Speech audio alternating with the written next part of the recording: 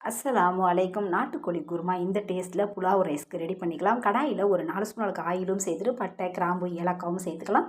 2 பல்லாரி வெங்காயம் ஸ்லைஸாக கட் பண்ணி வெங்காயம் நல்லா வதங்கினதுக்கப்புறம் ஒரு 1½ ஸ்பூன் அளவுக்கு இஞ்சி பூண்டு பேஸ்ட்டுன்னு சேர்த்து நல்லா பச்சை வாசனை போகிற அளவுக்கு நல்லா வதங்கணும்.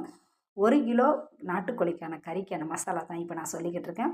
நல்லா வதங்கினதுக்கப்புறம் ஒரு 2 தக்காளியை பொடிசாக கட் பண்ணி சேர்த்துட்டு ஒரு 4-5 பச்சை மிளகாய் சேர்த்துட்டு காரத்துக்கு ஏற்ற மாதிரி மிளகாய்த்தூள் சேர்த்துக்கலாம். 1 ஸ்பூன் அளவுக்கு மிளகாய்த்தூள் சேர்த்துட்டு ஒரு ஸ்பூன் அளவுக்கு மிளகுத்தூள், 1/2 ஸ்பூன் அளவுக்கு ஜீரகத்தூள் சேர்த்துக்கலாம். மஞ்சத்தூள் சேர்க்க வேணாம். கெட்டியான தயிரா வீட்டிலேயே ரெடி பண்ணால் புளிக்காத தயிரா ஒரு 4 ஸ்பூன் அளவுக்கு சேர்த்துருக்கேன். குருமாவுக்கு எந்த அளவுக்கு தயிர் சேர்க்குறோமோ அந்தளவுக்கு டேஸ்ட் ரொம்ப நல்லாயிருக்கும். தேவைக்கேற்ற உப்பும் சேர்த்துட்டு 2 உருளைக்கிழங்கை கட் பண்ணி எடுத்து வச்சுருக்கேன். அந்த உருளைக்கிழங்கையும் சேர்த்துட்டு கறி பார்த்திங்கன்னா ஒரு 4 விசில் விட்டு குக்கர்லேருந்து ரெடி பண்ணி வச்சுருக்கேன். அந்த கறியோடு சேர்த்து அந்த தண்ணியும் எல்லாம் ஒன்றாவே சேர்த்துக்கலாம். சேர்த்துட்டு ஒரு 2 நிமிஷத்துக்கு நல்லா கொதிக்க வச்சுக்கலாம். குருமா கொஞ்சம் கெட்டியாக இருந்தால் தான் ரொம்ப நல்லாயிருக்கும். ஒரு 1½ ஸ்பூன் அளவுக்கு மல்லித்தூளை கொஞ்சமாக தண்ணியில் கரைச்சி வச்சுருக்கேன். அந்த மல்லித்தூளையும் நம்ம இதில் சேர்த்துட்டு மூடி போட்டு ஒரு 5 நிமிஷத்துக்கு கொதிக்க வச்சுக்கலாம்.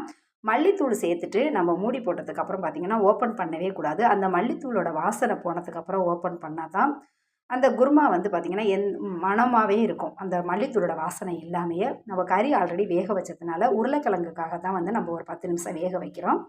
இப்போ கசகசா, பொட்டுக்கடல, முந்திரி, தேங்காய் எல்லாமே நம்ம அரைச்சி எடுத்துக்கலாம். கொரகொரப்பாக அரைச்சிடாமல் நல்லா நைஸாக அரைச்சி எடுத்துக்கணும்.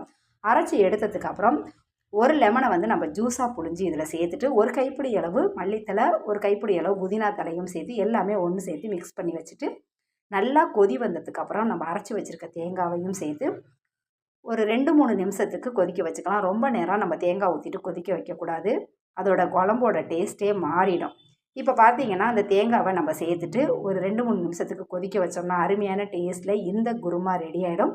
இந்த குருமா பார்த்திங்கன்னா பரோட்டா, சப்பாத்தி, புலாவ் ரைஸ்க்கெலாம் டேஸ்ட் நல்லாயிருக்கும். இதே டேஸ்ட்டில் இதே மாதிரியே கண்டிப்பாக ட்ரை பண்ணுங்கள். நீங்கள் எந்த கறி எடுத்தாலும் குருமான்னு வச்சிங்கன்னா இந்த கொடுத்த மசாலாவே செஞ்சு பாருங்கள், ரொம்ப நல்லாயிருக்கும். இது எப்போதுமே நம்ம ஸ்டைல் தான்.